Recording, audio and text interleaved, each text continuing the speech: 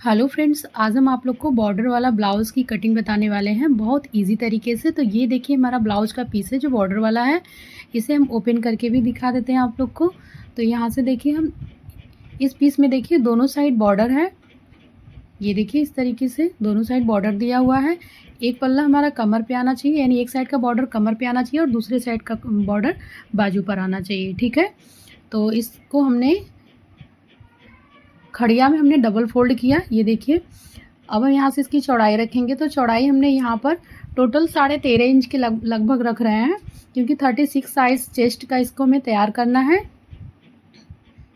ये देखिए इस तरीके से हमने बराबर किया डबल फोल्ड में। नीचे बॉर्डर है बराबर है, तो इसलिए हमें स्ट्रेट लाइन ड्रॉ नहीं करनी है, डायरेक्ट अब हमें लंबाई रखनी है। तो लंबाई हम नीचे का जो बॉर्डर दिख रहा है ना, किनारी 1/2 इंच का है ना बॉर्डर के नीचे, तो वहाँ पर उसे हम छोड़ते हुए रखेंगे। 13.5 इंच इसमें लंबाई तैयार है, तो इसे हम 1 इंच मार्जिन के साथ रखेंगे 14.5 इंच। नीचे देखिए हमने 1/2 इंच छोड़ रखा है, क्यों?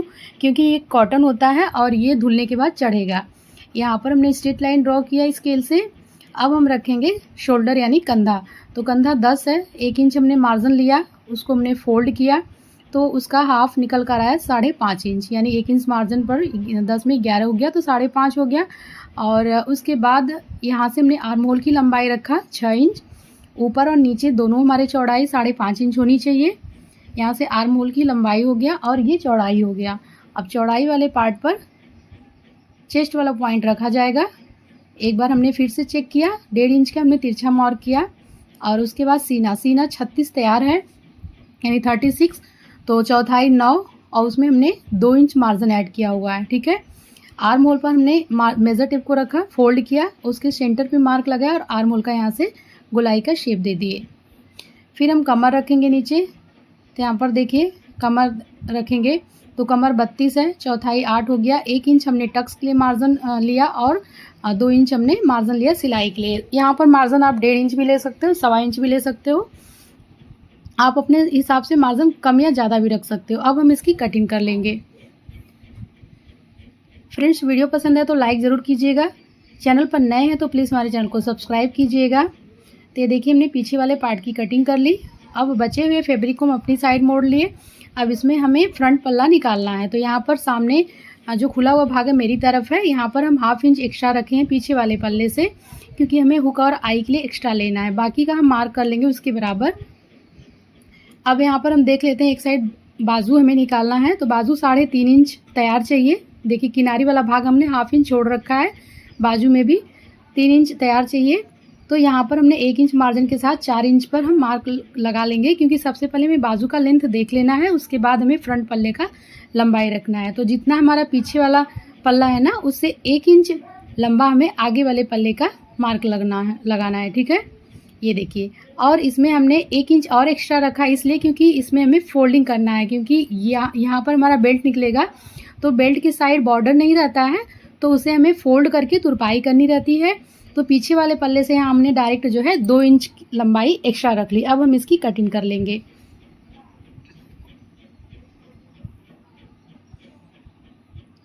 फ्रेंड्स, हमारे बताने सिखाने और समझाने का तरीका अगर आप लोग को पसंद आए, अच्छा लगे, तो वीडियो को ज़्यादा से ज़्यादा लोगों तक शेयर ज़रूर कीजिएगा। तो ये देखिए फ्रंट और बैक पल्ला का आउटलाइनर की कटिंग हो चुकी है।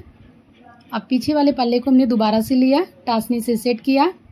अब सेट करने के बाद अब हम रखेंगे यहाँ पर शोल्डर पट्टी। 3 इंच हमने शोल्डर पट्टी की चौड़ाई रखा, 2 पॉइंट हमने डाउन किया, 1/4 इंच हम स्टिचिंग का मार्क लगाएंगे, यानी शोल्डर पट्टी का जो जॉइंट वाला भाग होता है उसका हमने मार्क किया। यहाँ से हम अपनी लंबाई देख लेंगे कि हमें लंबाई जितना चाहिए उतना है या नहीं। तो यहाँ पर हम लंबाई रख रहे हैं गले का। ठीक है, तो गले की लंबाई जितना भी आपका गले की लंबाई है फ्रेंड्स, उससे 1/2 इंच एक्स्ट्रा रखिएगा। ये देखिए हमने उसका शेप बनाया, फिर गोलाई का शेप लगा लिया। और यहाँ पर देखिए फ्रेंड्स कमर वाला शेप लगाएंगे। तो कमर का शेप जो लगता है फ्रेंड्स, यानी टक्स वाला मार्क, वो 2 तरह से लगता है। दोनों साइड रखकर फोल्ड कर लीजिए, या फिर यहाँ नीचे से हमने 4 इंच रखा और ऊपर से हमने 5.5 इंच रखकर उस पर शेप लगा लिया। अब हम इसकी कटिंग कर लेंगे गले की। ये देखिए इस तरीके से हम गले की कटिंग कर लेंगे पीछे वाले पल्ले का। अब पीछे वाला पल्ला हमारा कंप्लीट हो चुका है। ये देखिए इस तरीके से पीछे का पल्ला मेरा कंप्लीट है। इसी तरीके से जो टक्स हमारा एक साइड लगा है ना, वही टक्स हमें दूसरी साइड भी लगा लेना है। अब हम इसको एक साइड रखेंगे, फ्रंट पल्ला लिए और उसमें हम आर्म होल का फिर शेप लगाए और 1.25 इंच गहराई देते हुए उसका भी हमने शेप लगा लिया। ठीक है, 1.5 इंच हमारा फोल्डिंग वाला भाग है, नीचे से फोल्ड करके तुरपाई के लिए, उसका भी हमने मार्क कर लिया।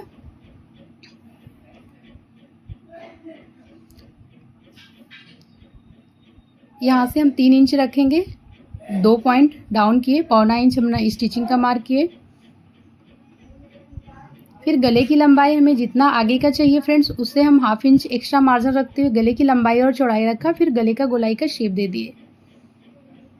ये देखिए इस तरीके से। अब हम ऊपर से 10 इंच पर